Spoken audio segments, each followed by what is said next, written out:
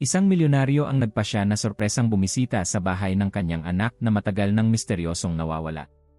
Pagpasok niya, nadatnan niya itong nakaluhod sa sahig, tahimik na umiiyak habang naglilinis ng sahig. Lubos na nagulat ang milyonaryo nang matuklasan niya kung ano ang nangyayari sa bahay na yon, at ang kanyang naging pasya pagkatapos ay nakakasakit ng puso. Bumagsak ang matinding ulan sa Metro Manila ng hapon na yon. Sa loob ng isang mamahaling SE, nakatingin sa bintana ang mayamang negosyante na si Don Fernando Villanueva. 72 taong gulang na siya, ngunit matagal pa ring matatag at matalino sa negosyo. Habang tumatakbo ang kanyang sasakyan sa Forbes Park patungong Quezon City, hindi mapigilan ni Don Fernando ang pag-aalala sa kanyang nag-iisang anak na babae. "Kuya Mando, gaano pa ba kalayo ang bahay ni Ligaya?" tanong niya sa kanyang driver. "Mga 10 minuto na lang po, Don Fernando." "Malapit na tayo sa White Plains," sagot ng matandang driver na tapat na nagsisilbi sa kanya sa nakalipas na 20 taon. 3 buwan na ang nakalipas mula nang huli niyang makita ang kanyang anak. Si Ligaya Villanueva Santos, 28 taon, ay nag-isang anak ni Don Fernando mula sa yumaong asawa. Dati siyang masigla at matalinong dalaga na ipinagmamalaki ng ama sa iba't ibang okasyon. Ngunit mula nang ikasal siya kay Gabriel Santos 2 taon na ang nakakaraan, unti-unting nagbago ang kanyang personalidad. "Ewan ko ba, Kuya Mando, pero may kakaiba akong nararamdaman," bulong ni Don Fernando. "Hindi na gaanong tumatawag si Ligaya, at kapag nakakapag-usap naman kami, parang laging nagmamadali." "Baka naman po busy lang sa bagong trabaho ang manugang ninyo, Don Fernando," sagot ng driver.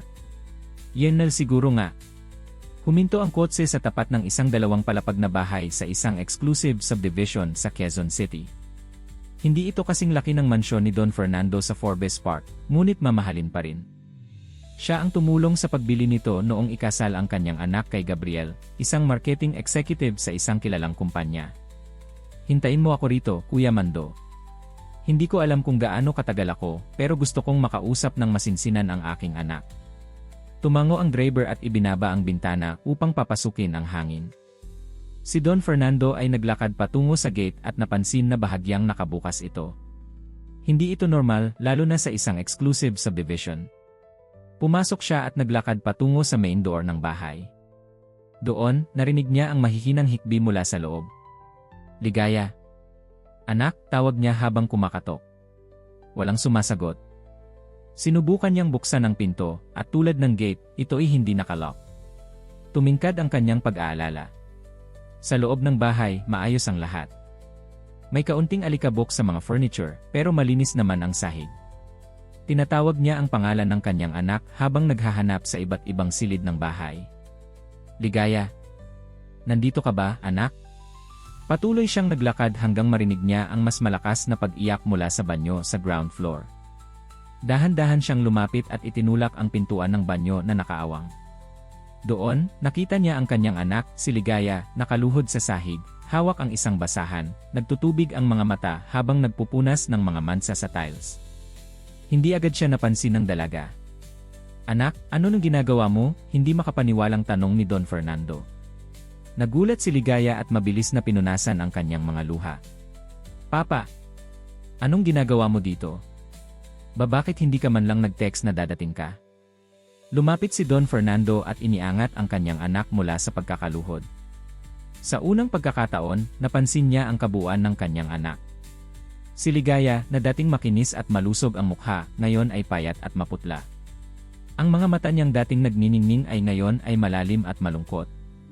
Wala na ang dating sigla na bumubuhay sa kanyang anyo. "Anong nangyayari sa'yo, Ligaya? Bakit ka umiiyak habang naglilinis ng banyo?" "Wala ito, pa. Nagkakalat lang kasi kahapon at kailangan kong linisin bago dumating si Gabriel," paliwanag ni Ligaya, iniiwasan ang tingin ng ama. "Ganoon ba?" Hindi kumbinsido na sagot ni Don Fernando. "At saan nga pala ang asawa mo? Bakit iniwan kanyang mag-isa dito?" "May meeting siya, pa. Darating maya-maya," sagot ni Ligaya, ngunit halata ang pag-aalangan sa kanyang boses. "Pwede bang maupo muna tayo sa sala? Nais kong makausap ang anak ko ng maayos." Naglakad silang dalawa papunta sa sala, at napansin ni Don Fernando na tila nag-aalangan ang kanyang anak. Inaalalayan niya ito at naupo sila sa mahabang sofa. "Ligaya, anak, hindi ako ipinanganak kahapon. Alam kong may problema. 3 buwan na tayong hindi nagkikita, tapos matatagpuan kitang lumuluha habang naglilinis ng banyo. Hindi normal yan, anak. Papa naman. Simula ni Ligaya, pero agad na natigil ng pumatak ang mga luha mula sa kanyang mga mata. Mahal na mahal kita, anak. Ano man ang problema, nandito ako. Sabihin mo sa akin, hinawakan niya ang kamay ng kanyang anak. Sumabog sa iyak si Ligaya at yumakap ng mahigpit sa kanyang ama. Pa, hindi ko na kaya. Hindi na ako masayan. Ano bang ginagawa sa iyo ni Gabriel, anak? Hindi siya ang dating Gabriel na minahal ko, pa, hikbi ni Ligaya. Kontrolado niya lahat, kung ano dapat ang suot ko, kung saan ako dapat pumunta, kung kailan ako dapat maglinis. Hindi niya ako pinapayagang magtrabaho kahit na gusto ko. Sinasabi niyang kapag hindi ko nagagawa ng tama ang mga bagay, wala raw akong kwenta. Kumulo ang dugo ni Don Fernando sa galit, pero pinilit niyang manatiling kalmado para sa kapakanan ng kanyang anak. Gaano na katagal itong nangyayari, Ligaya? Mga 1 taon na rin pa, sagot ni Ligaya. Sa simula, maliit lang na bagay pagpuna sa pagsusuot ko, pagsasabi kung sino dapat ang kaibigan ko. Tapos unti-unting lumala. Ngayon, wala na akong access sa aming joint account. Siya lang ang may kontrol. Ito ang eksaktong dahilan kung bakit hindi siya sang-ayon na pakasalan ni Ligaya si Gabriel. May kakaiba sa lalaking iyon, masyadong mapangloko ang ngiti, masyadong makinis ang mga pananalita. Pero minahal siya ng kanyang anak at hindi niya magawang hadlangan ang kaligayahan nito. Bakit hindi mo sinabi sa akin agad, Ligaya? Nakatira ka sa isang eksklusibong village, anak ng isa sa pinakamayayamang negosyante sa bansa, tapos ganito ang trato sa iyo. Hindi mapigilan ni Don Fernando ang kanyang galit. Nahihiya ako, pa. Akala ko kaya kong ayusin. Akala ko mahal niya pa rin ako at magbabago siya, sagot ni Ligaya, patuloy ang pagpatak ng luha. Sa gitna ng kanilang pag-uusap, narinig nila ang tunog ng sasakyan sa labas. Nanginig si Ligaya. Si Gabriel na yan eh. Hayaan mo siya, anak. Kakausapin ko ang asawa mo, determinadong sabi ni Don Fernando, tumatayo mula sa sofa. Ilang segundo pa lamang, pumasok na si Gabriel Santos. 30 taong gulang, guwapo, at maayos ang pananamit. May pagkamangha sa kanyang mukha nang makita niya ang kanyang biyenan. Don Fernando. Anong kagulat-gulat na sorpresa ito, bati niya, iniabot ang kamay. Hindi ito tinanggap ni Don Fernando. Sa halip, tinitigan niya ng matalim ang kanyang manugang. Gabriel, may kailangan tayong pag-usapan. Napansin ni Gabriel ang namumugto at basang mga mata ni Ligaya at agad nagbago ang kanyang ekspresyon. Honey, anong sinabi mo sa tatay mo? Alam mo namang pag-exaggerate ka palagi, di ba? May bahid na ng pagbabanta sa kanyang boses. Nakita kong nakaluhod ang anak ko, naglilinis ng banyo at umiiyak. Ano nang ginawa mo sa anak ko, Gabriel? Diretso na tanong ni Don Fernando. Don Fernando, baka naman nagkakamali kayo ng pag-intindi. Si Ligaya kasi, minsan masyadong emotional. Tinutulungan ko lang siyang maging responsable bilang isang asawa, paliwanag ni Gabriel, may mapang-akit na ngiti, pero walang epekto kay Don Fernando. Tinutulungan. Sa pamamagitan ng pagkontrol sa kanya. Sa pagbabanta. Sa pagpapaiyak, halos sumisigaw na si Don Fernando. Papa, kalma lang niyo. Nakikiusap na sabi ni Ligaya, lalapit sana pero pinigilan siya ng tingin ni Gabriel. Ligaya, magsama ka ng mga gamit mo. Uwi ka muna sa bahay, utos ni Don Fernando. Sandali lang po, sagot ni Gabriel, lumapit kay Ligaya at hinawakan ang braso nito ng mahigpit. Asawa ko na siya, Don Fernando. Hindi na siya bata para kunin niyo sa sarili niyang tahanan. Hindi ito ang tahanan niya kung hindi siya masaya rito, sagot ni Don Fernando.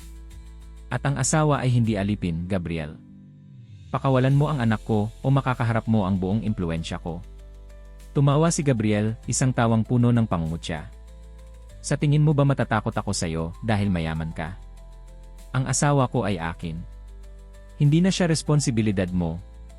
Ang huling pangungusap na iyon ang nagpasabog ng pasensya ni Don Fernando. Lumapit siya kay Gabriel at tiningnan ito ng mata sa mata. Mabuti pa para sa iyo na huwag mo akong subukan, Gabriel. Iiwanan namin itong bahay ngayon din at dadalhin ko ang anak ko. Kung susubukan mong hadlangan kami, makikita mo kung gaano kalawak ang aking impluensya. Hinawakan ni Don Fernando ang kamay ni Ligaya. Kumuha ka ng mga importanteng gamit mo, anak. Hindi ka na babalik dito. Nalalaki ang mga mata ni Gabriel sa galit, pero hindi siya gumalaw. Alam niyang hindi niya malalabanan ang impluensya ni Don Fernando Villanueva. Sa halip, tumawa siya at umupo sa sofa. Sige, umalis kayo. Pero tandaan mo, Ligaya, hindi ito matatapos ng ganito kadali. Nanginginig sa takot, sumunod si Ligaya sa kanyang ama. Mabilis niyang kinuha ang kanyang wallet, cellphone, at ilang pirasong damit. Mabilis silang lumabas ng bahay, at bago pa tuluyang makaalis, narinig nila ang pagbagsak ng isang bagay sa loob ng bahay, si Gabriel na pinagbubuntunan ng galit ang mga kagamitan. Pagkasakay sa sasakyan, mahigpit na niyakap ni Don Fernando ang kanyang anak. Pasensya ka na, anak, kung hindi ko agad nahalata. Pero ngayon, alagaan na kita. Hindi na niya magagawang saktan ka pa. Habang papalayo ang kanyang sasakyan mula sa bahay na naging kulungan ni Ligaya sa nakaraang 2 taon, natanggal ang mabigat na tinik sa dibdib niya. Nagkaroon siya ng bagong resolusyon, protektahan ang kanyang anak, at tiyaking mabibigyan ng leksyon ang lalaking nanakit dito. 1 linggo na ang nakalipas mula nang iwi ni Don Fernando si Ligaya sa kanilang mansion sa Forbes Park. Sa loob ng linggong iyon, nakita ng ama ang tunay na lalim ng pinsalang nagawa ni Gabriel sa espiritu at personalidad ng kanyang anak. Ang dating masayahing Ligaya ay naging tahimik at madalas nakatulala. Kapag maririnig ang tunog ng telepono, nagugulat siya at nanginginig. Sa gabi, maririnig ni Don Fernando ang mahihinang hikbi ng anak mula sa kabilang silid. Umagang iyon, naglalakad-lakad si Don Fernando sa kanyang malawak na taniman. Kasama niya ang kanyang pinagkakatiwalaang security chief na si Mang Ramon. Mang Ramon, kailangan nating matunton ang tunay na pagkatao nitong si Gabriel. Hindi ako naniniwala na ngayon lang siya naging ganito, seryosong sinabi ni Don Fernando habang humihinto siya sa harap ng isang Rosales. Don Fernando, inumpisahan na po namin ang investigasyon. Nakapanayam na rin namin ang ilang kaibigan at kakilala ni Gabriel sa kanyang trabaho, sagot ni Mang Ramon. May natuklasan na kaming ilang bagay na nakakabahala. Ano ang natuklasan nyo? Si Gabriel po ay dating may relasyon na tumagal ng 3 taon bago niya nakilala si Ligaya. Isang dating empleyado ng kumpanyang pinagtatrabahuhan niya, si Maricel Reyes. Napataas ang kilay ni Don Fernando. At saan na siya ngayon? Makakausap ba natin? Iyon na po ang problema. Parang biglang nawala si Maricel. Nagtrabaho siya sa ibang bansa pagkatapos nilang maghiwalay ni Gabriel. Ngunit natuklasan naming hindi pala ito totoo. Nakatira siya ngayon sa probinsya at tila nagtatago. Magpadala ka ng tao upang kausapin siya. Sigurado akong may mahalagang impormasyon siya tungkol sa tunay na pagkatao ni Gabriel. May isa pa pong bagay, Don Fernando, dagdag ni Mang Ramon. Noong isang araw, may lumapit sa isa sa aming mga tauhan. Nag-alok ng pera para itigil ang investigasyon. Naturalmente, tinanggihan niya ito. Kumulot ang noo ni Don Fernando. Sino ang nag-alok? Hindi nakilala ang lalaki, pero batay sa deskripsyon, posibleng konektado ito kay Gabriel o sa kanyang mga kaibigan. Mang Ramon, doblehin mo ang ating mga tao. Ayokong may mangyaring masama sa aking pamilya. Nasaan po si Ligaya ngayon? Tanong ni Mang Ramon. Nasa loob ng bahay, kasama si Yaya Lourdes. Nagpapahinga. Tumango si Mang Ramon at umalis upang tuparin ang kanyang mga tungkulin. Nanatili si Don Fernando sa hardin, malalim ang pag-isip. May mga tanong siyang hindi pa masagot. Paano nakapasok si Gabriel sa buhay ng kanyang anak? Bakit hindi niya nakita ang mga palatandaan ng panganib? Sa loob ng bahay, nakaupo si Ligaya sa sala, nakatingin sa malayo. Dumating si Yaya Lourdes dala ang isang tasa ng mainit na tsaa. Inumin mo ito, anak. Makakatulong ito para maging maayos ang pakiramdam mo, malumanay na sinabi ni Yaya Lourdes, ang babaeng nag-alaga kay Ligaya mula pagkabata. Salamat, Yaya, tahimik na sagot ni Ligaya, inaabot ang tasa. Anak, alam kong masakit, pero kailangan mong sabihin sa amin ang lahat ng nangyari sa pagitan niyo ni Gabriel. Makakatulong iyon sa mga hakbang na gagawin ng tatay mo para protektahan ka, payo ni Yaya Lourdes. Tumulo ang luha ni Ligaya. Hindi ko alam kung paano nagsimula, Yaya. Sa una, napaka-sweet niya. Lagi siyang nagbibigay ng mga bulaklak, mga regalo. Sinasabi niya na gusto niya akong alagaan dahil mahal na mahal niya ako. Kailan nagbago ang lahat? Pagkatapos ng kasal. Unang linggo pa lang, ipinagluto ko siya ng almusal. Itinulak niya ang plato at sinabi na ang lasa ay parang luto ng katulong. Nagulat ako. Hindi ko alam kung paano ako dapat mag-react. Humingi siya ng tawad kinagabihan, pero paunti-unti, lahat ng bagay na ginagawa ko ay naging mali sa kanyang paningin. At ang finances ninyo, anak? Paano ang mga yon? Noong una, pareho naming pinapamahalaan ang aming joint account. Pero noong nakaraang taon, sinabi niya na mas mabuti kung siya na lang ang bahala dahil magaling daw siya sa pamamahala ng pera. Hindi ko na nakikita ang aming account mula noon. Kapag nagtatanong ako, nagsisigaw siya. Nakakausap mo ba ang iyong mga kaibigan? Hindi na, Yaya, malungkot na sagot ni Ligaya.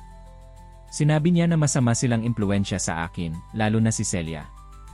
Sabi niya, si Celia daw ang sumusubok na sirain ang relasyon namin. Si Celia? Yung matalik mong kaibigan noong college. Tumango si Ligaya. Sinubukan akong balaan ni Celia bago kami ikasal. Sinabi niya na may kakaiba kay Gabriel na masyadong controlling. Hindi ko siya pinakinggan. Akala ko dahil sa inggit lang. Niyakap ni Yaya Lourdes ang dalaga. Hindi mo kasalanan ito, anak. Maraming taong nagpapakita ng ibang mukha bago ikasal at ipinakikita ang tunay na pagkatao kapag hawak na nila ang kanilang kapangyarihan. Sa labas ng bahay, dumating ang isa pang security personnel ni Don Fernando. Agad niyang hinanap ang kanyang boss at natagpuan ito sa taniman. Don Fernando, may importante po kaming natuklasan, agad na sinabi nito. Ano yon? Natagpuan na po namin si Maricel Reyes sa isang munting bayan sa Batangas. Pumayag siyang makipagkita sa amin sa araw na ito. Mabuti. Pupunta ako mismo para kausapin siya. May isa pa pong impormasyon. Sinuri na namin ang bank accounts ni Gabriel. May mga kahina-hinalang transaksyon. Mukhang gumagamit siya ng pangalan ni Ligaya para sa mga loan applications. Kumulo ang dugo ni Don Fernando sa galit. Kailan niya ito ginagawa? Sa loob ng nakaraang taon po. Mahigit 2 milyon na po ang na-approve na loan sa pangalan ni Ligaya. Imposible yan. Hindi gagawin ni Ligaya yan ng walang pagsasabi sa akin. Tama po kayo. Mukhang peking pirma ang ginamit o kaya pinilit siyang pumirma nang hindi alam kung ano ang pinipirmahan. Napailing si Don Fernando. Pakikumpirma kay Ligaya kung may mga pinirmahan siyang dokumento na hindi niya alam ang nilalaman. Samantala, paghandaan ang pagpunta natin kay Maricel Reyes. Ilang oras ang lumipas at nasa sasakyan na si Don Fernando patungo sa Batangas.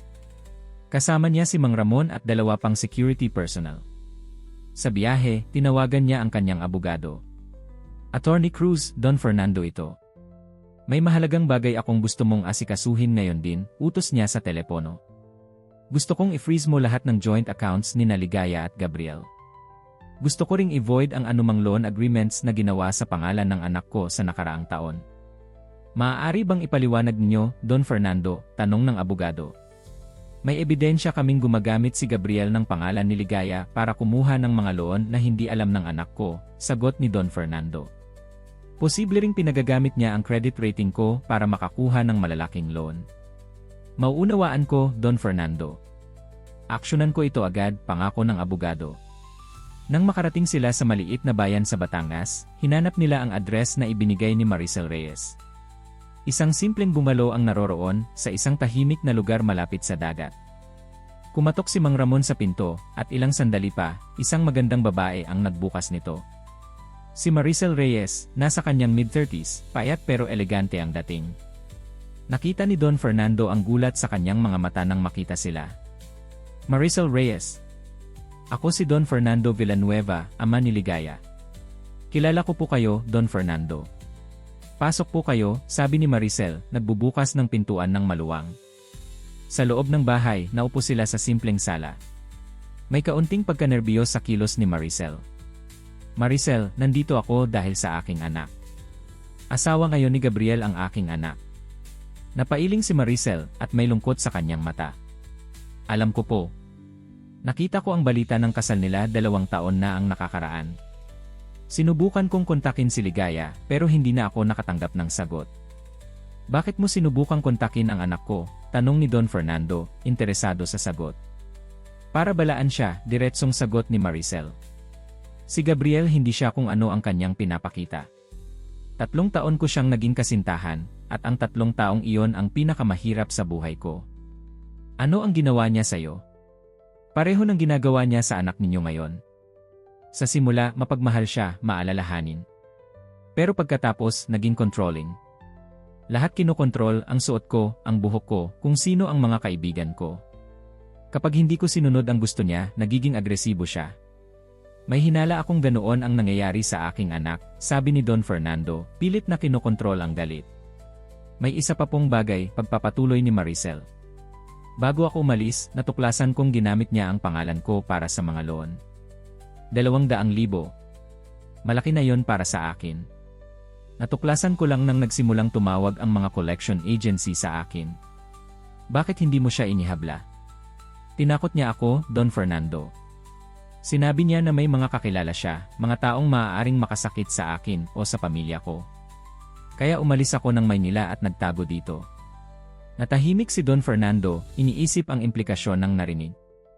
May ebidensya ka ba ng mga pagbabantang ito? Tumayo si Maricel at pumunta sa isang drawer. Bumalik siya dala ang isang envelope. Ito ang mga text messages na screenshot ko. Ito rin ang mga kopya ng loan documents na pinirmahan daw ng Maricel Reyes, pero hindi ko pirma ang mga ito. Inabot ni Don Fernando ang envelope at binuklat ang mga nilalaman. Habang binabasa, lalong tumindi ang kanyang galit. Nakalagay doon ang mga pagbabanta, mga matatapang na mensahe ni Gabriel sa dating kasintahan. Maricel, handa ka bang tumestigo kung kakailanganin? Dati po, takot ako. Pero pagkatapos kong makarinig na ginagawa rin niya ito sa iba, Don Fernando, handa akong tumestigo, desidido niyang sagot. Mabuti, sabi ni Don Fernando, tumatayo na. Ipapadala ko sa iyo ang aking abogado para kausapin ka tungkol sa mga legal na proseso. Samantala, magpapadala ako ng security personnel para protektahan ka. Salamat, Don Fernando, sagot ni Maricel, may luha sa mga mata. Hindi po ninyo alam kung gaano kahalaga sa akin ang malaman na sa wakas, magkakaroon ng hustisya. Sa biyahe pauwi, patuloy na nag-isip si Don Fernando. Napakarami pang kailangang malaman, pero unti-unti nang nalilinaw ang lahat. Si Gabriel ay isang manipulator, isang kontrabida na may pattern ng pang-aabuso at pandaraya. Pero habang papalapit na sila sa Maynila, tumunog ang kanyang telepono. Mula kay Attorney Cruz, ang kanyang abogado. Attorney Cruz, ano ang balita? Sagot ni Don Fernando. Don Fernando, may natuklasan kaming nakakabahala, seryosong sagot ng abogado. Hindi lang loan documents ang problema. May kaugnayan si Gabriel sa isa ninyong dating business rival. Sino? Si Jaime Tan, po. Yung dating negosyante na nag-aakusa sa inyong nagnakaw kayo ng kanyang business idea noong 2015. Natigilan si Don Fernando. Si Jaime Tan, isang negosyante na nalugi matapos mabigo sa isang malaking proyekto. Nag-akusa siya na ninakaw daw ni Don Fernando ang kanyang ideya, bagamat walang katotohanan ito. Anong kaugnayan ni Gabriel kay Jaime? Tanong niya. Based sa bank records, si Jaime Tan ang nagpupuhunan kay Gabriel. Ang mga loans na kinuha gamit ang pangalan ni Ligaya, ang pera ay napunta sa account ni Jaime. Bigla, naunawaan ni Don Fernando ang mas malaking larawan. Hindi lamang ito simpleng kaso ng pang-aabuso ng asawa. May mas malaking plano na isinasagawa, isang plano upang sirain ang kanyang pamilya at negosyo. Attorney Cruz, gusto kong i-freeze mo ang lahat ng bank accounts ni Gabriel at ni Jaime Tan. Gamitin mo ang lahat ng legal na paraan. Gusto kong pagbayaran nila ang kanilang mga kasalanan. Gagawin ko po, Don Fernando. Pero dapat po ninyong malaman. Mukhang si Gabriel ay hindi lang basta nakahanap ng daan papasok sa puso ng anak ninyo. Mukhang planado ang lahat. Na ang kanyang pakay mula simula pa lang ay gamitin si Ligaya para makaganti si Jaime Tan sa inyo. Nang marinig yon, lalong tumindi ang galit ni Don Fernando. Hindi lang isang simpleng kaso ng pang-aabuso ang hinaharap nila, kundi isang mahabang plano ng panghihiganti na ginagamit ang kanyang anak bilang kasangkapan. Salamat, Attorney Cruz. Makikita na natin sa Forbes Park. Darating ako sa loob ng 1 oras. Nang ibaba niya ang telepono, tumingin si Don Fernando sa bintana, nakatingin sa mga lumiligid na paligid habang binibiyahe nila ang expressway pabalik ng Maynila. Nagdesisyon siya, hindi lang si Gabriel ang haharapin ang kanyang galit, kundi maging si Jaime Tan, Tahimik na nakaupo si Ligaya sa balkonahe ng mansyon ng kanyang ama, nakatingin sa mga kumikinang na ilaw ng Maynila sa malayo. 3 linggo na mula nang lisanin niya ang bahay nila ni Gabriel, at habang unti-unti siyang nakakabawi sa pisikal, ang mga sugat sa kanyang kaluluwa ay patuloy na nagdudulot ng sakit. "Maaari ba akong umupo sa tabi mo, anak?" tanong ni Don Fernando, habang dahan-dahang lumalapit. Tumango si Ligaya, nag-aalok ng upuan sa tabi niya. "Nagulat ako sa mga natuklasan niyo, Papa," mahinang sabi niya. "Ako rin, anak. Hindi ko inasahan na may kaugnayan si Gabriel kay Jane Tan." "Malinaw na pinlano nila ito ng matagal na," sagot ng ama, inilalapag ang 2 tasa ng mainit na tsokolate sa mesa sa harap nila. "Parang tanga ako, Papa," bulong ni Ligaya, may pagkapahiya sa boses. "Paano ko hinayaang mangyari ito? Bakit hindi ko nakita?" Hinawakan ni Don Fernando ang kamay ng anak. "Ligaya, huwag mong sisihin ang sarili mo. Ito ang gusto nilang mangyari, na maniwala ka na kasalanan mo ito, na hindi ka sapat, na may pagkukulang ka. Pero mahal ko siya, Papa." "O akala ko mahal ko siya," napailing si Ligaya, nagsimulang tumulo ang luha. "Naaalala ko pa noong una kaming nagkakilala sa isang charity event, sobrang charming niya, puno ng pangarap. Sinabi niyang nagmamalasakit siya sa mga taong nangangailangan, na gusto niyang tulungan ang mga mahihirap.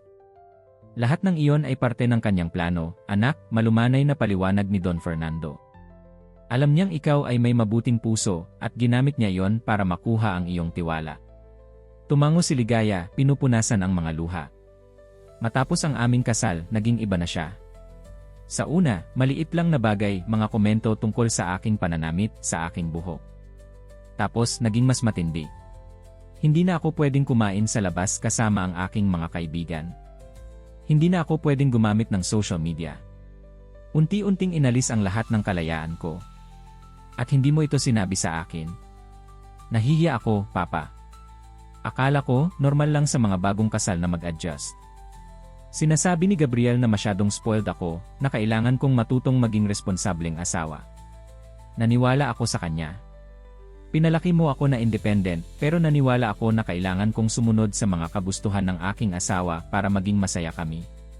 "Paano ang finances?" maingat na tanong ni Don Fernando. "Noong una, may access pa ako sa joint account namin.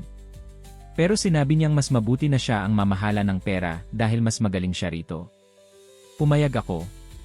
Napailing si Ligaya. "Hindi ko alam na ginagamit niya ang aking pangalan para sa mga loan. May mga dokumento bang pinipirmahan mo na hindi mo alam ang nilalaman?" "Papa." Madalas, maglalabas siya ng mga papeles at sasabihin niyang kailangan ko lang pirmahan ang mga iyon para sa insurance o sa mga bills. Kapag tinatanong ko, nagiging galit siya, sinasabing wala akong tiwala sa kanya. Para iwasan ang away, pinirmahan ko na lang." Napailing si Don Fernando, iniisip kung gaano karaming legal na problema ang maaaring idulot ng mga pinirmahang iyon. "Naiintindihan ko, anak. Hindi mo kasalanan ito. Pero Papa, dapat kong makita ang mga warning signs." Nagpapatuloy si Ligaya, hindi mapigilan ang mga luha.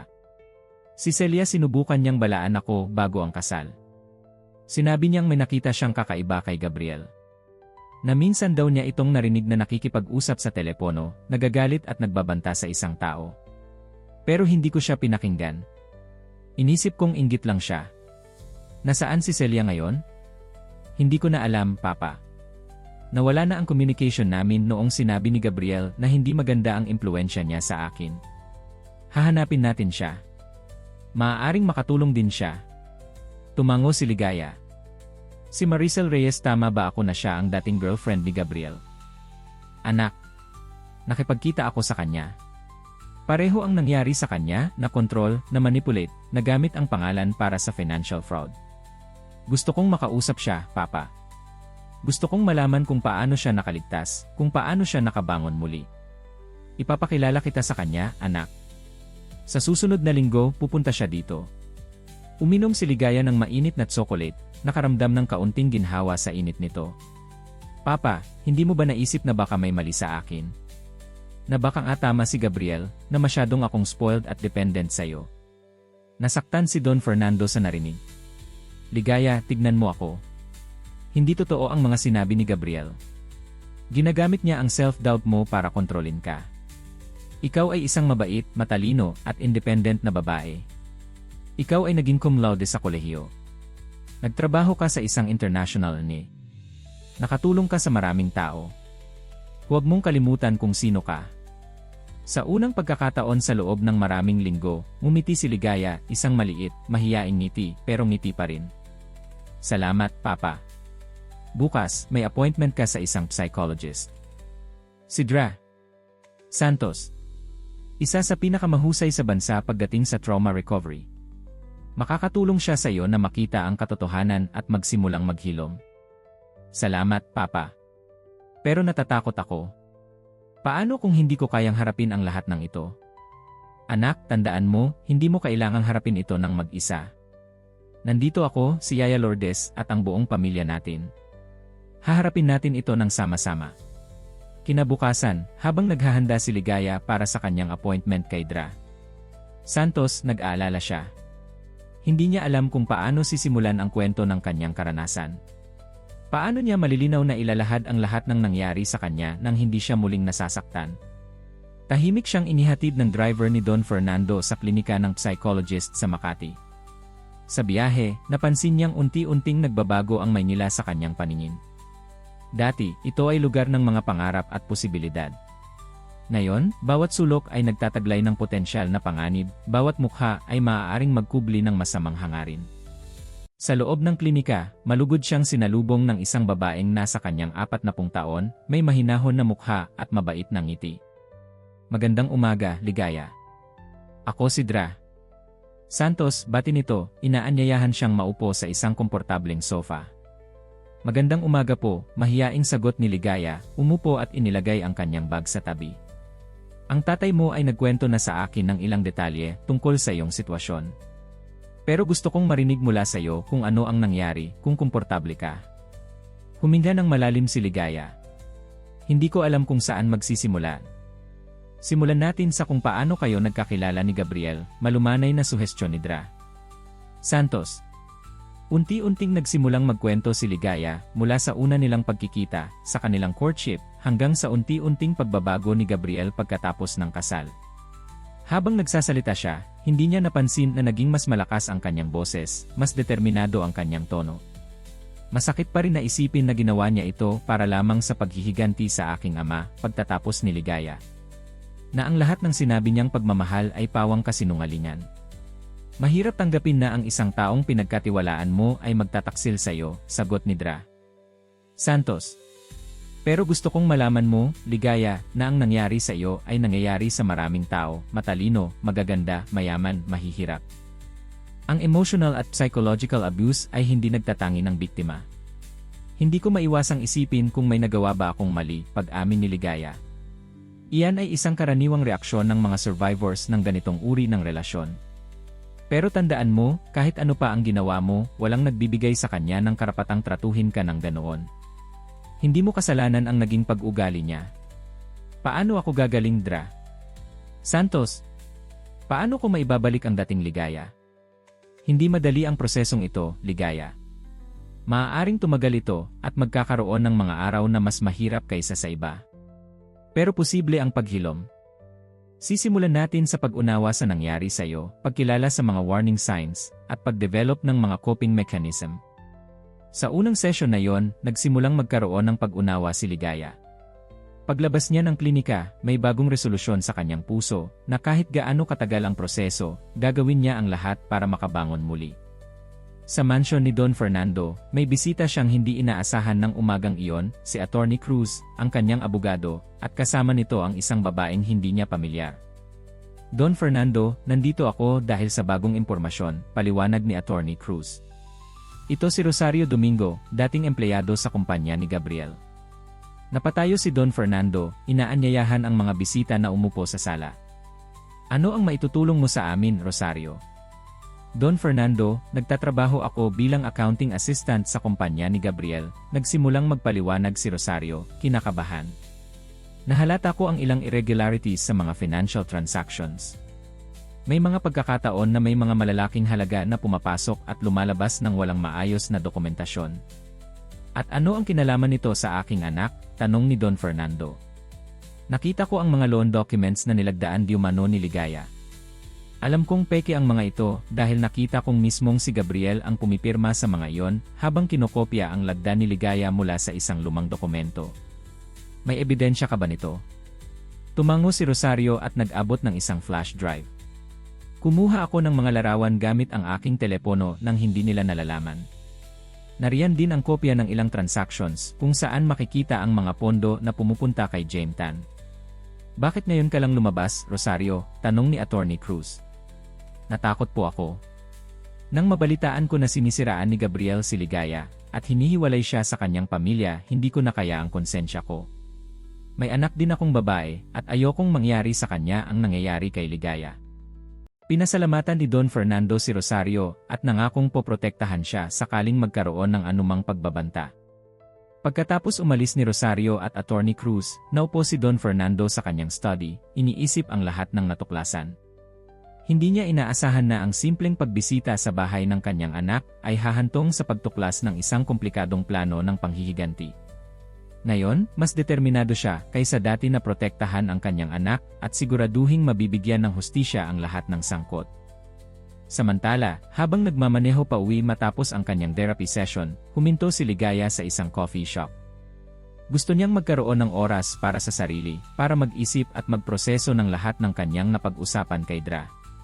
Santos. Habang tahimik na umiinom ng kape, may lumapit sa kanya, isang pamilyar na mukha na matagal na niyang hindi nakikita. Ligaya. Ikaw ba talaga yan? Napatingin si Ligaya at bigla siyang napatayo nang makita kung sino ito. Celia. Si Celia Mendoza, ang kanyang dating matalik na kaibigan noong college, at isa sa mga taong sinubukan siyang balaan tungkol kay Gabriel. Niyakap ni Ligaya ang kanyang kaibigan, hindi mapigilan ang luha. Ang tagal na nating hindi nagkikita, sabi ni Celia habang naupo sila sa mesa ni Ligaya. Paano ka na? Mahaba ang kwento, Celia, sagot ni Ligaya. Pero tama ka noon tungkol kay Gabriel. Sana nakinig ako sa'yo. Nabalitaan ko mula sa common friend natin na umalis ka na sa bahay niyo. Na bumalik ka sa bahay ng tatay mo. Celia. Ang totoo, gusto kitang hanapin. May mga bagay akong gustong itanong sa'yo. Tungkol kay Gabriel. Tumango si Ligaya. Ano ang nakita mo noon? Bakit mo sinubukang balaan ako? Huminga ng malalim si Celia. Isang beses, nakita ko siyang nagagalit sa telepono, nagbabanta sa isang tao.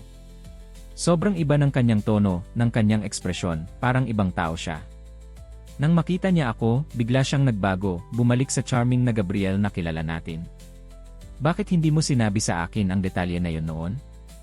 Sinubukan ko, pero sinabi mo na pinag-iisipan ko lang daw ito. Na baka daw nagsiselos lang ako dahil ikaw ay engaged na. Sinubukan kong magpatuloy, pero nakita kong nasasaktan kita, kaya tumigil na ako. Napayo ko si Ligaya, nagsisisi sa hindi niya pakikinig sa kaibigan. Patawad, Celia. Sana nakinig ako. Huwag kang mag-alala, Ligaya. Hindi mo kasalanan ito. Magaling si Gabriel sa manipulation. Alam niya kung paano kontrolin ang isang tao. Pwede ba tayong magkita ulit?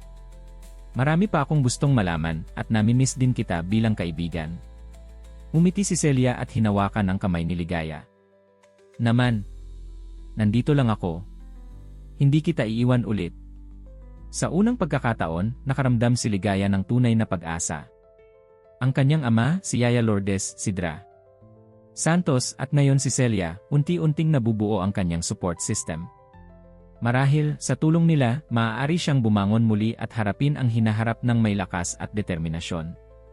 Ngunit habang lumalabas si Ligaya at Celia ng coffee shop, hindi nila napansin ang isang lalaking nakaupo sa isang sulok, tahimik na nagmamasid sa kanilang mga kilos, isa sa mga tauhan ni James Tan. Patuloy na nagsusubaybay sa bawat galaw ni Ligaya, sa isang pribadong kwarto ng isang eksklusibong club sa Makati, magkaharap na nakaupo sina Gabriel Santos at James Tan. Si Jamie, isang lalaking nasa kanyang 60 taon, may manipis na buhok at matigas na mukha, ay nagpapaypay ng sigarilyo habang nakikinig sa ulat ni Gabriel. Nahuli na ba nila ang mga transaksyon? Tanong ni Jamie, may pagkabalisa sa kanyang boses. Pero wala silang sapat na ebidensya para makasuhan tayo, sagot ni Gabriel, uminom ng scotch. Si Rosario Domingo ang problema. May nakuha siyang mga litrato ng mga dokumento. At bakit hindi mo ito napigilan? Galit na tanong ni Jamie, hinampas ang mesa. Hindi ko alam na ginagawa niya iyon. Hindi ko alam na may duda na siya, depensa ni Gabriel. Pero hindi ito ang pinakamalaking problema natin. Ang problema ay nasa bahay na ni Don Fernando ang asawa ko. Nawalan tayo ng access sa kanyang resources. Tumayo si Jamie at naglakad papunta sa bintana, nakatingin sa mga gusali ng Makati. 5 taon ko itong pinlano, Gabriel. 5 taon ang paghihintay para makaganti kay Don Fernando Villanueva. Magaling na negosyante daw siya. Ninakaw lang niya ang aking ideya at ginawa niyang kanya. Alam ko, Jamie. At hindi pa tapos ang plano natin. Paano natin ipagpapatuloy kung wala sa iyo ang asawa mo? Kailangan natin ng legal access sa kanyang pera, tanong ni Jamie, bumalik sa mesa. Meron pa tayong card na hindi nila alam, umiti si Gabriel, may kumpiyansa sa kanyang mukha. Bago umalis si Ligaya, nagawa kong makakuha ng kanyang lagda sa isang dokumento.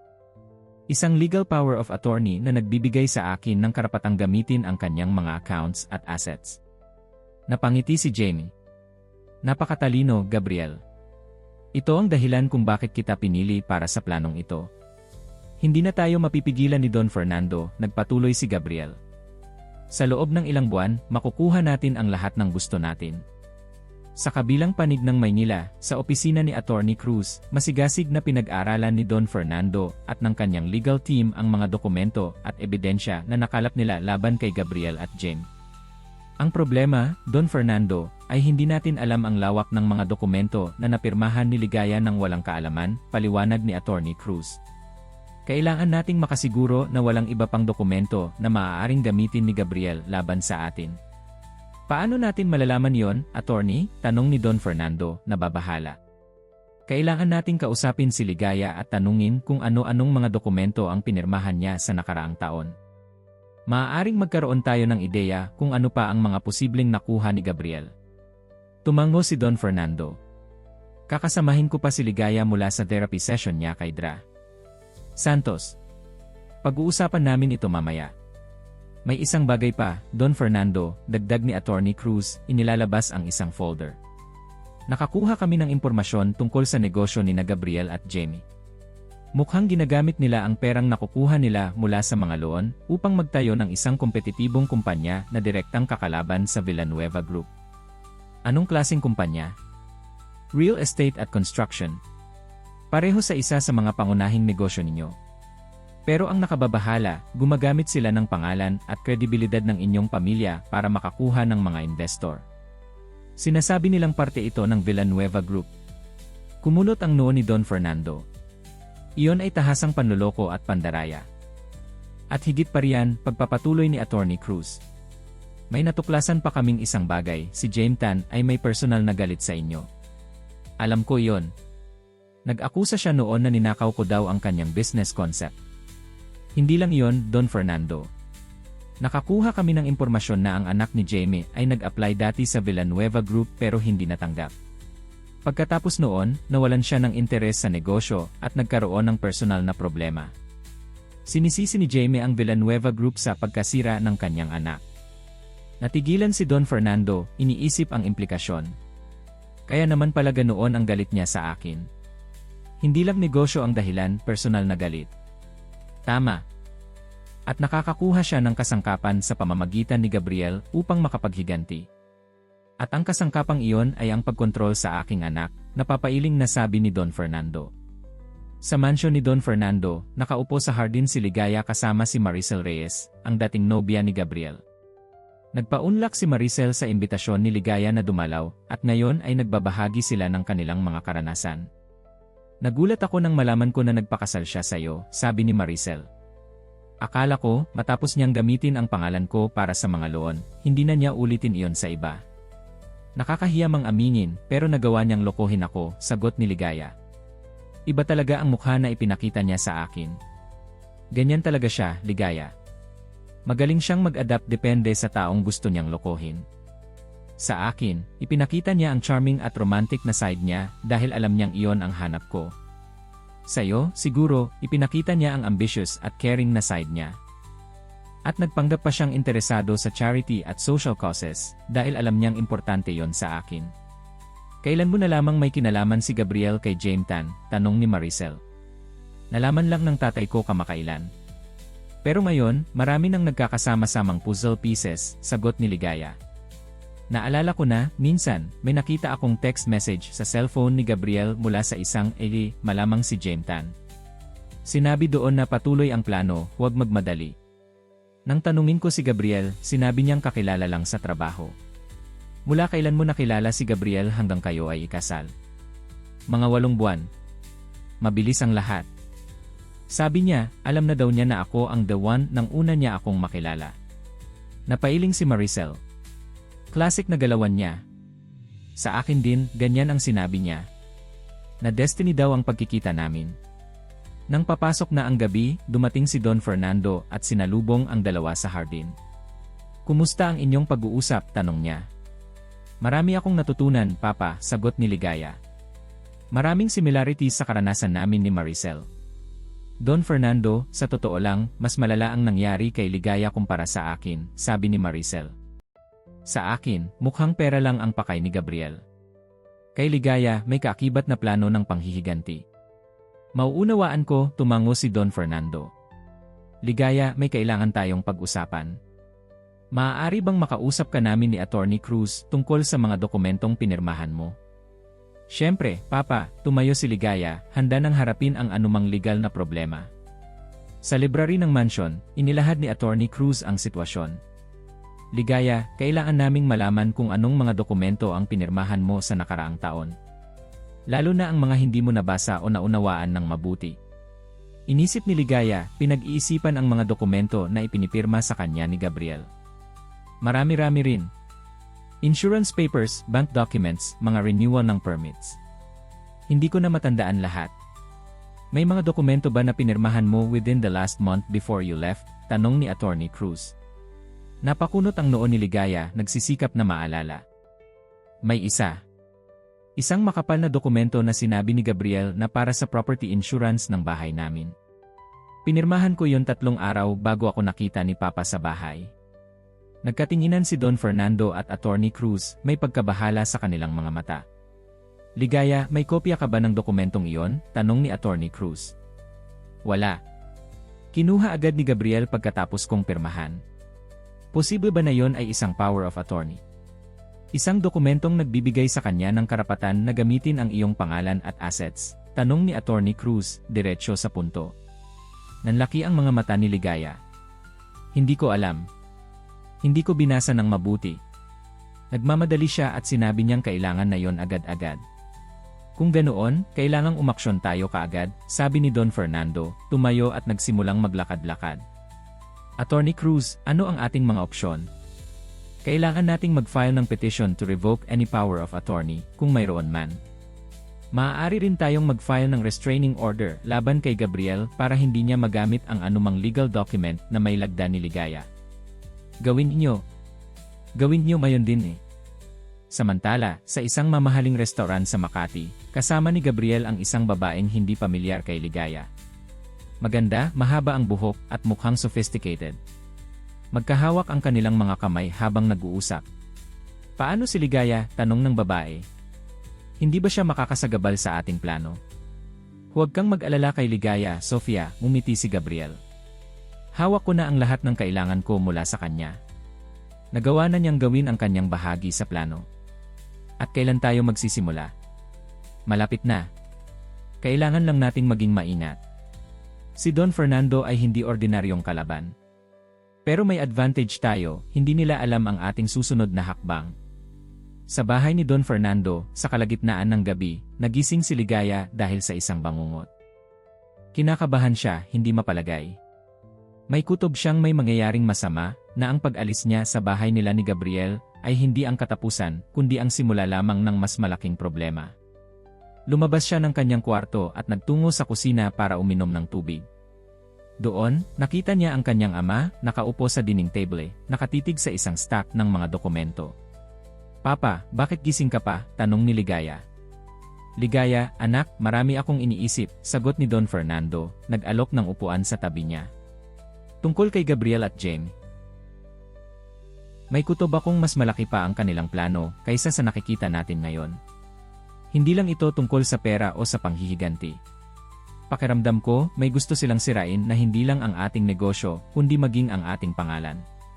Ano ang ibig mong sabihin, Papa? Natuklasan ng ating security team na may mga taong nagsisimulang magtanong tungkol sa integridad ng Villanueva Group. May mga bulong-bulungan na kumakalat na ang kumpanya ay gumagamit ng mga iligal na paraan para kumita. Pero hindi totoo iyon. Tama ka. At sa tingin ko, bahagi ito ng plano ni na Gabriel at Jaime, sirain ang reputasyon natin habang itinatayo nila ang kanilang sariling kumpanya na gagamit sa ating pangalan. Ano ang gagawin natin, Papa? Hahanapin natin ang lahat ng ebidensya at ilalantad ang kanilang plano. Hindi nila alam na hindi lamang pera at impluensya ang mayroon tayo, kundi maging katotohanan at integridad. Sa isang hotel suite sa Makati, nagpupulong sina Gabriel, Jaime, at iba pang mga kasabwat sa kanilang plano. Nasa gitna ng mesa ang isang laptop na nagpapakita ng mga litrato ng mansion ni Don Fernando, pati na rin ang mga schedule ng kanyang mga meeting at appointments. Bukas, gagamitin na natin ang power of attorney, sabi ni Jaime. Kailangan nating maglipat ng pera bago nila matuklasan ang dokumento. Gaano kalaki ang kukunin natin? Tanong ni Gabriel. 50 milyon para simulan. Pagkatapos, gagamitin natin ito para simulan ang ating kampanya laban sa Villanueva Group. Paano kung matuklasan nila ang ating plano? Bago nila matuklasan, tapos na tayo. At kahit matuklasan nila, mahihirapan silang patunayan na may kinalaman tayo. Magiging salita ni Don Fernando laban sa atin, at sa huli, sino ang paniniwalaan ng mga tao?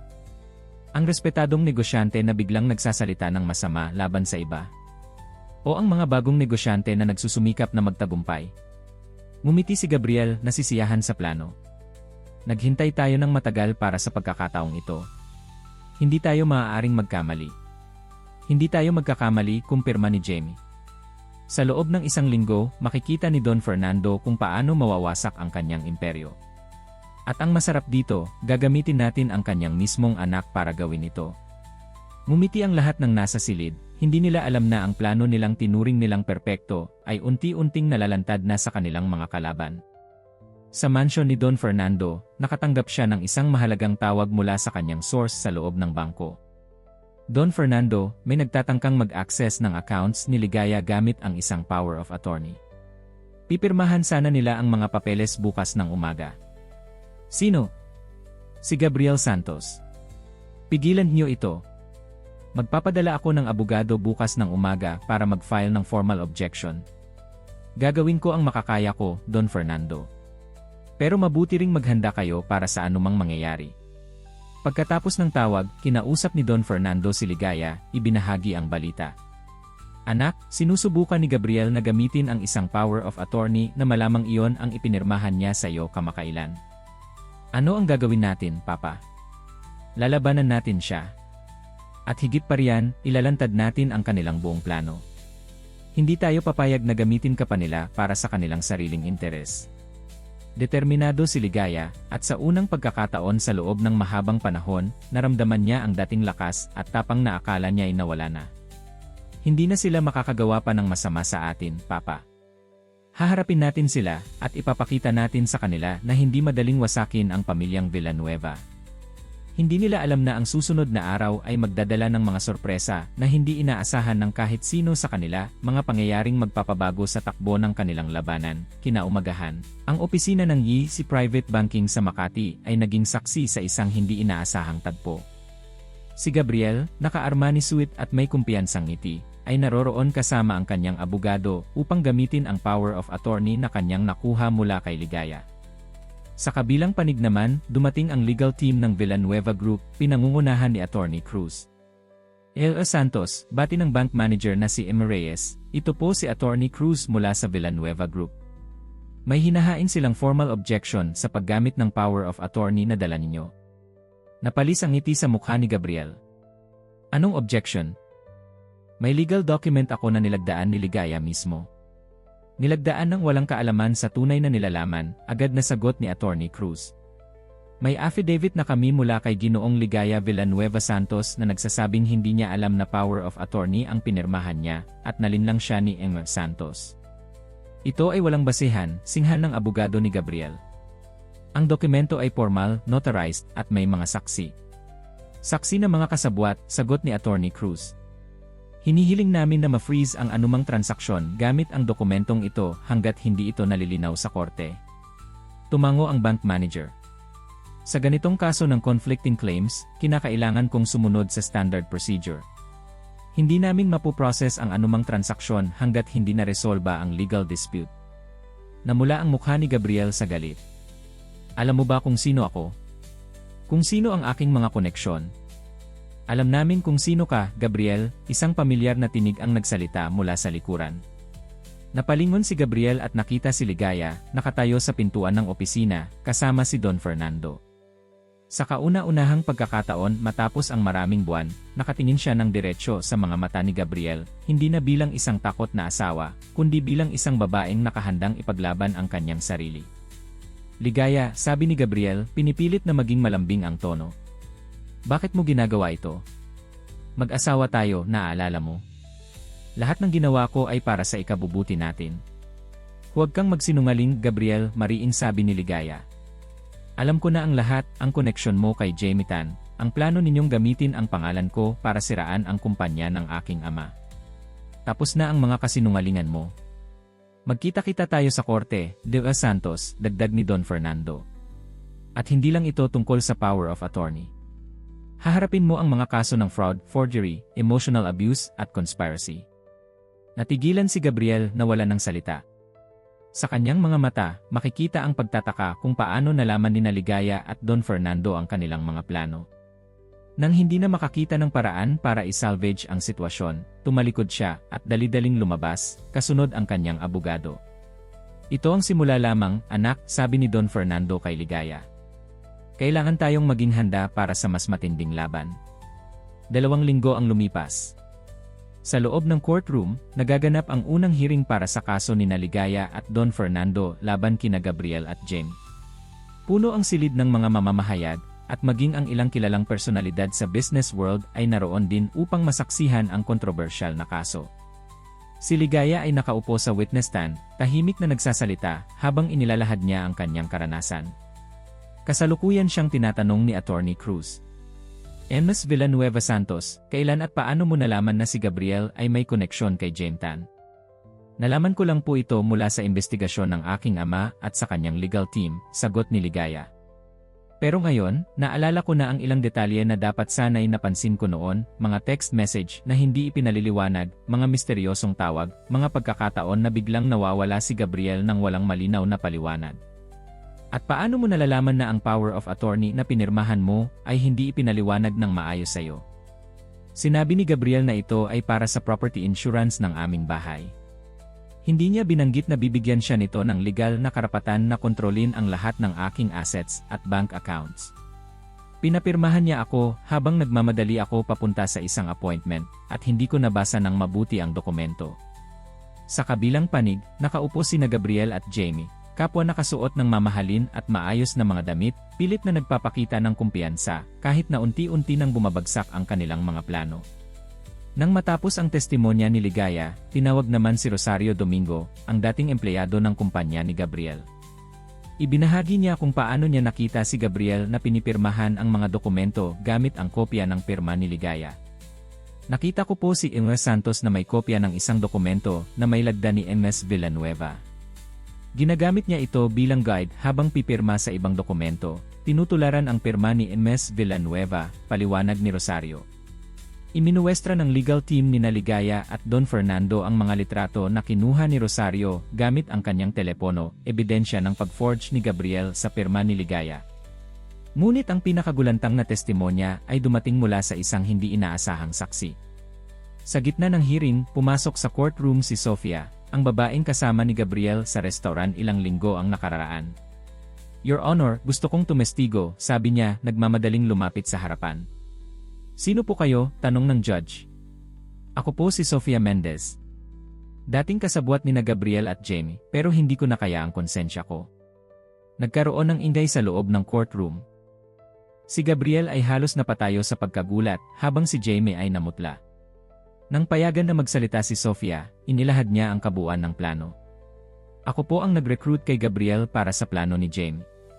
Ako ang nagbigay ng ideya na gamitin ang isang romantic relationship para makuha ang tiwala ni Ligaya. Si Jaime ay may matagal ng galit kay Don Fernando at gusto niyang sirain hindi lang ang negosyo kundi maging ang pamilya nito. At ano ang iyong papel sa lahat ng ito? Tanong ng judge. Dating empleyado po ako ni Jaime Tan. Ako ang nagplano ng financial strategy kung paano gagamitin ang credit at resources ng Villanueva family para sa aming sariling negosyo. Pero nang malaman kong hanggang saan sila handang magpakasama, lalo na sa pagpapahirap kay Ligaya hindi ko na kinaya. Nang matapos ang kanyang testimonya, nagkaroon ng recess. Sa hallway, lumapit si Sofia kay Ligaya. Gusto kong humingi ng tawad, sabi niya halatang nahihiya. Hindi ko inasahan na magiging ganoon kalala ang gagawin ni Gabriel sa'yo. Akala ko, simpleng panloloko lang sa negosyo, hindi emotional at psychological abuse. Tinitigan siya ni Ligaya, hindi alam kung paano mag-react. Sa huli, tumango siya. Salamat sa pagsabi ng katotohanan. Hindi madali iyon.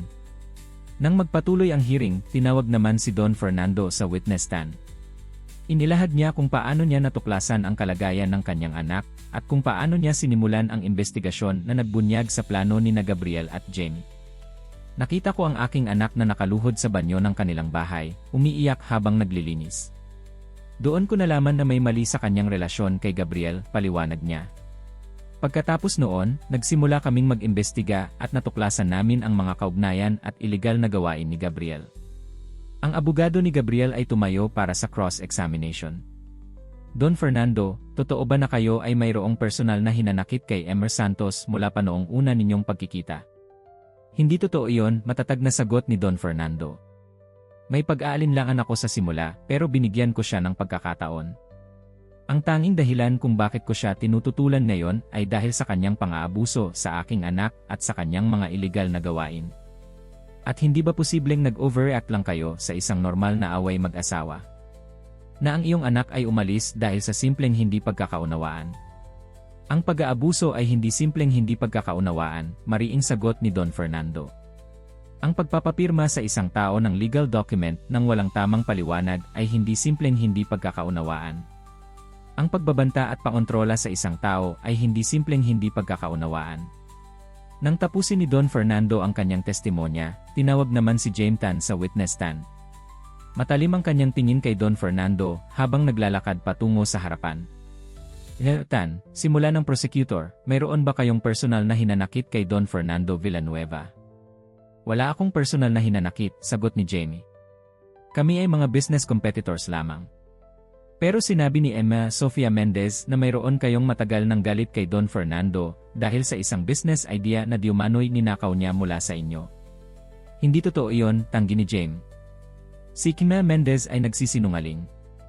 At paano ninyo ipapaliwanag ang mga bank transfers mula sa accounts ni Gabriel patungo sa inyo gamit ang pera na nakuha sa pamamagitan ng mga loan sa pangalan ni Ligaya?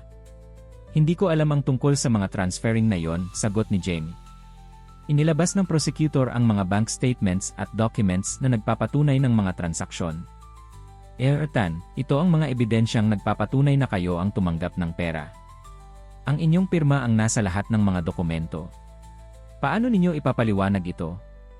Natigilan si Jaime, walang maisagot. Sa kabilang panig ng courtroom, si Gabriel ay patingin-tingin sa exit, waring naghahanap ng paraan para tumakas. Napansin ito ng security personnel at lumapit upang siguraduhin hindi siya alis. Nang dumating ang oras para tumestigo si Gabriel, halatang kinakabahan siya. Pagkalagay ng kanyang kamay sa Biblia at pagsumpa na magsasabi ng katotohanan, tila nanginginig ang kanyang mga daliri. Santos, simula ng prosecutor, totoo ba na ginamit niyo ang inyong relasyon kay Ligaya Villanueva upang makakuha ng financial gain? Hindi po, sagot ni Gabriel. Minahal ko si Ligaya. Ang aming relasyon ay tunay. Paano ninyo ipapaliwanag ang testimonya ni Emma Sofia Mendez na kayo ay ni-recruit ni Jaime Tan upang makalapit kay Ligaya? Nagsisinungaling siya. Hindi ko kilala si Jaime bago ako nakilala si Ligaya. Inilabas ng prosecutor ang mga litrato na kuha ng private investigators ni Don Fernando, mga larawan ni na Gabriel at Jaime na magkasama sa isang restaurant 2 taon bago nakilala ni Gabriel si Ligaya. Santos, ito po kayo at si Emma Tan sa isang restaurant sa IS, 2 taon bago ninyo nakilala si Ligaya. Paano ninyo ipapaliwanag ito? Namutla si Gabriel, hindi makasagot.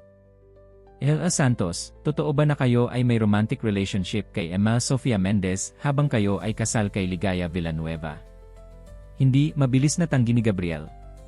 Inilabas ng prosecutor ang isang cellphone at pinakinggan ng korte ang isang voice recording, ang tinig ni Gabriel habang kausap si Sofia. Nagplaplano kung paano nila gagamitin ang power of attorney para makakuha ng 50 milyong piso mula sa accounts ni Ligaya. Hindi lang iyon, pagpapatuloy ng prosecutor. Mayroon din tayong mga text messages na nagpapatunay na kayo at si Sofia ay may relasyon habang kayo ay kasal. Tuluyang bumagsak ang mukha ni Gabriel. Alam niyang wala na siyang paraan para makalabas sa sitwasyong ito. Sa sulok ng korte, tahimik na nanonood si Ligaya. Sa kauna-unahang pagkakataon, nakikita niya ang tunay na mukha ng lalaking kanyang minahal at pinakasalan. Hindi na niya nararamdaman ang takot o pagkabahala. Sa halip, ang nararamdaman niya ay kalungkutan para sa mga nawala at determinasyon para sa hinaharap. Nang matapos ang hearing, mukhang malaki ang posibilidad na panalo sa kaso ni Ligaya at Don Fernando. Ang mga ebidensya laban kina Gabriel at Jamie ay napakarami at napakalakas. Habang lumalabas sila ng courtroom, lumapit si Attorney Cruz. Ligaya, Don Fernando, magandang balita.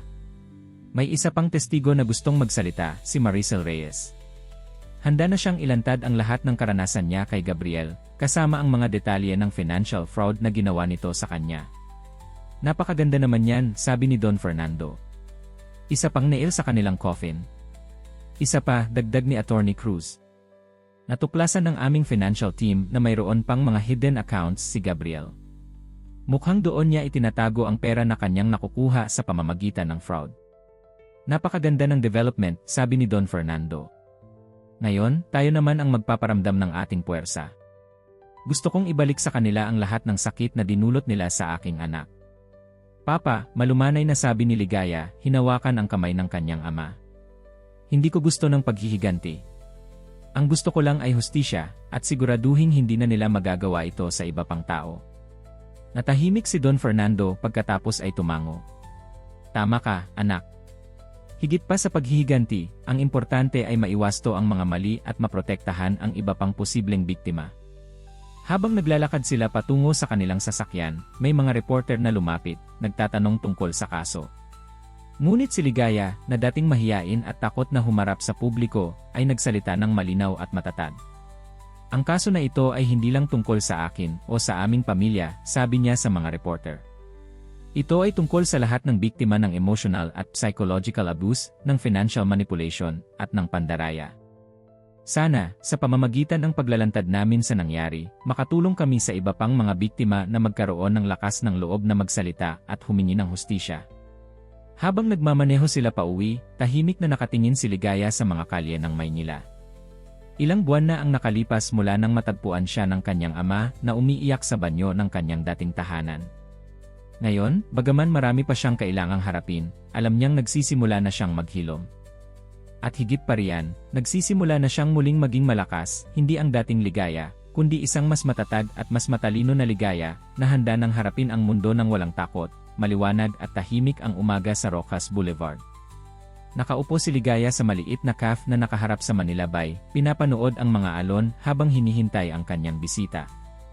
6 na buwan na ang nakalipas mula nang magsimula ang kaso laban kay Gabriel at Jamie, at marami ang nagbago sa kanyang buhay. Pasensya na sa pagkahuli, isang pamilyar na boses ang nagsalita. Lumingon si Ligaya at nakita si Maricel.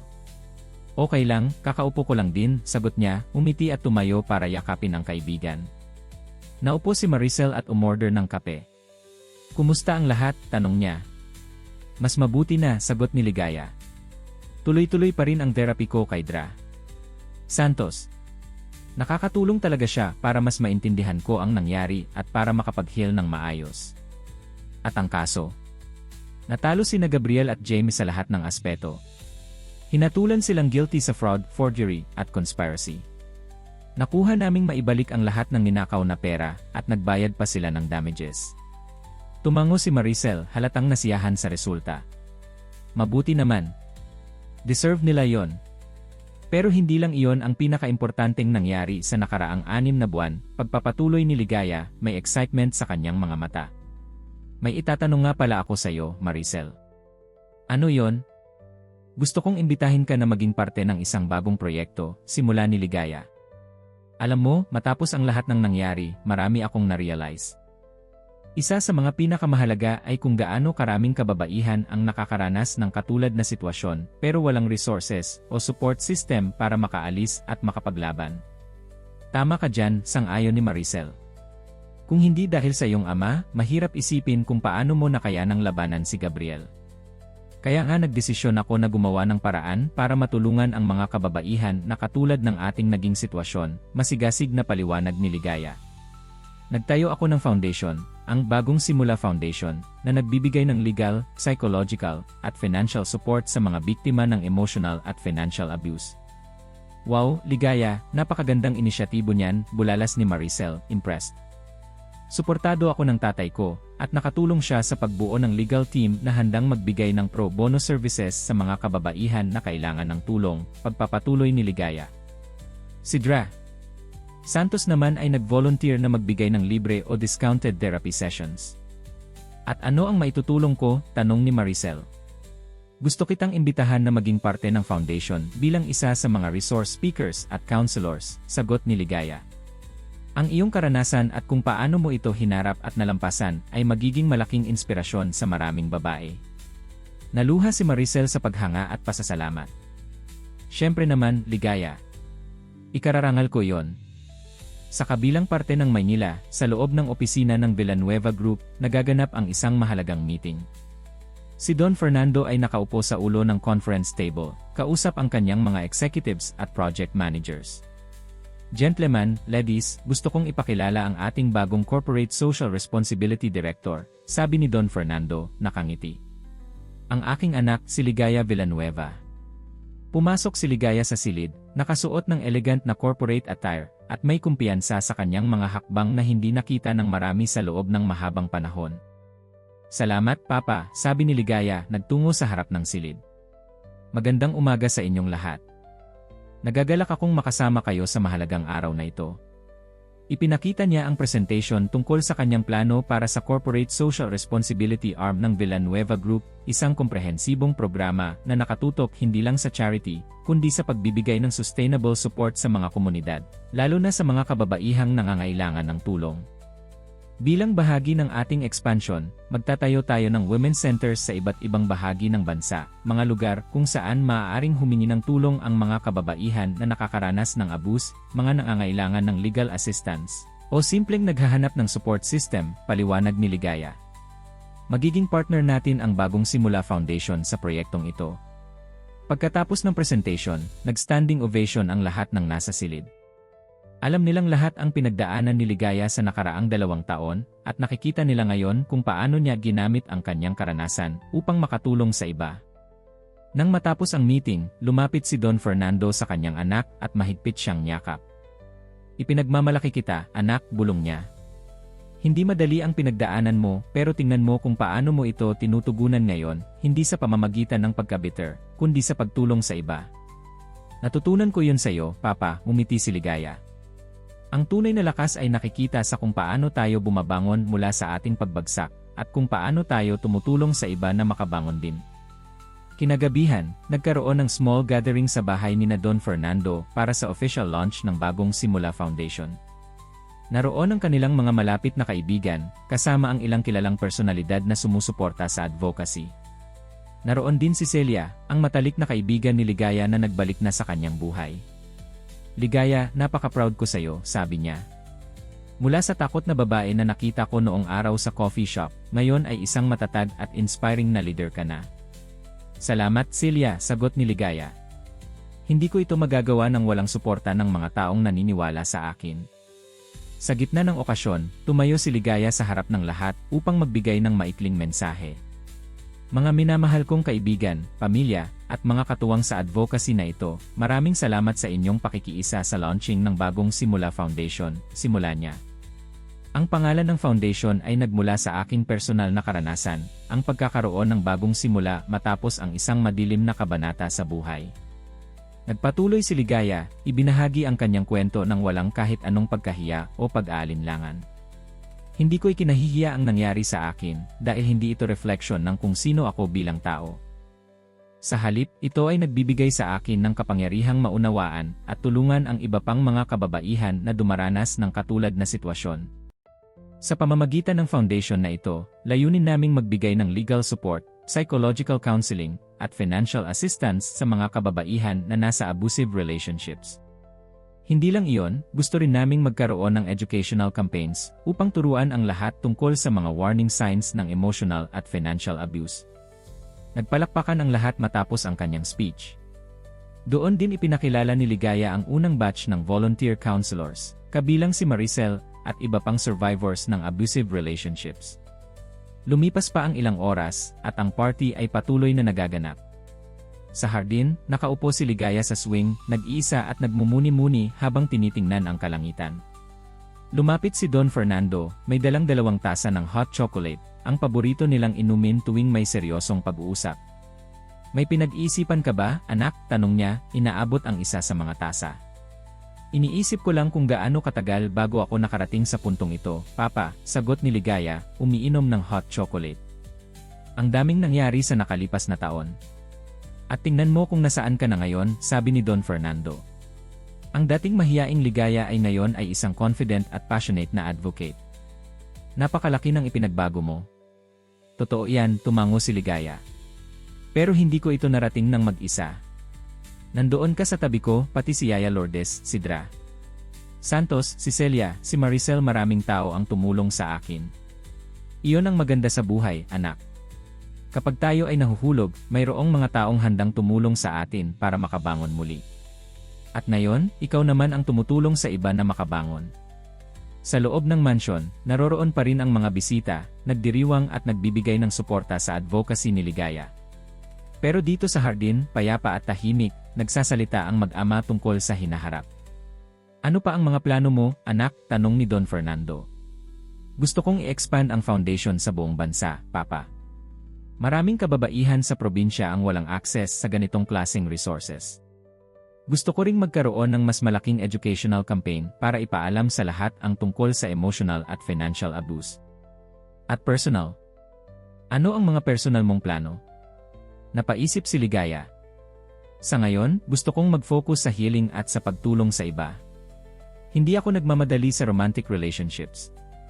Natuto na ako sa nakaraan. Tumango si Don Fernando, nirerespeto ang desisyon ng kanyang anak. Ano man ang piliin mo, alam mong susuportahan kita. Alam ko, Papa. Salamat.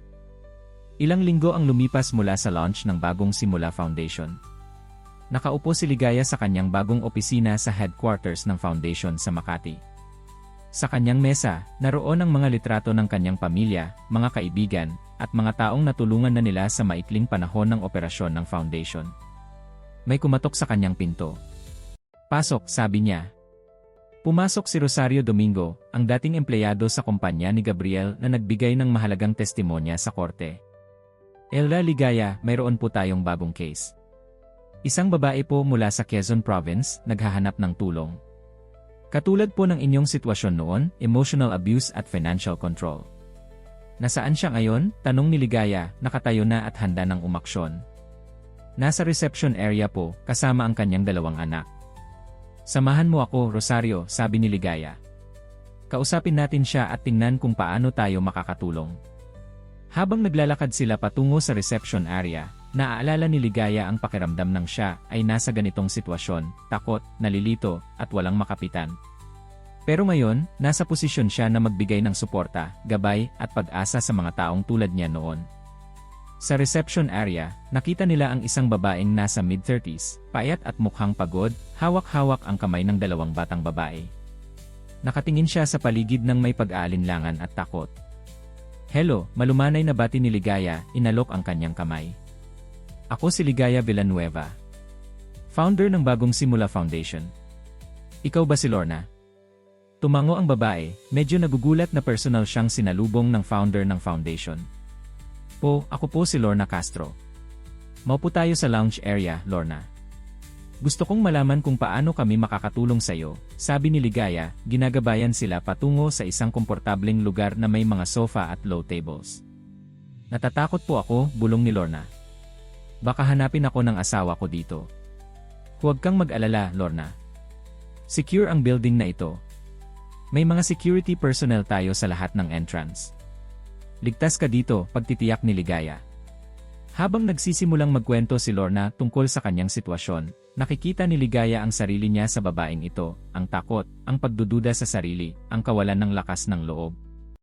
Pero nakikita rin niya kung gaano kalakas si Lorna na nagawang umalis at humingi ng tulong, lalo na't may dalawa siyang anak na inaalagan. Lorna, gusto kong malaman mo na hindi ka nag-iisa. Marami kaming resources na makakatulong sa iyo, legal assistance para sa protection order, temporary housing kung kinakailangan, psychological counseling, at financial support para makapagsimula kang muli, paliwanag ni Ligaya. Pero paano po kung hindi ko kayang labanan ang asawa ko?